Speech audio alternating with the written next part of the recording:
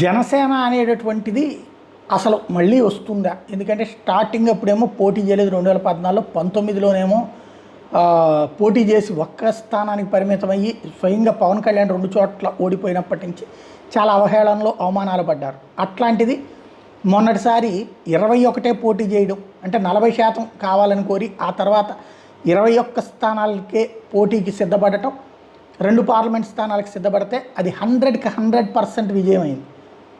100% accuracy విజయం. ఇప్పుడు అలాగే పవన్ కళ్యాణ్కి 100% బాగా కలిసి వచ్చినట్టుంది. మహారాష్ట్ర ఎన్నికల్లో తను ప్రచారం చేసినటువంటిది, మహాయుత కూటమి తరపున బీజేపీ తరపున ప్రచారం చేసినటువంటి డేగ్లూర్, బోకర్, లాతూర్, షోలాపూర్ నగరంలోని 3 స్థానాలు, బల్లార్పూర్, చంద్రాపూర్, పూణే కంటోన్మెంట్, హట్సర్పూర్, కస్బాపేట్ నియోజకవర్గాల్లో నేను మహాయుతి అభ్యర్థుల్ని అంటే బీజేపీ, శివసేన తర్వాత అజిత్ పవార్, ఎన్సీ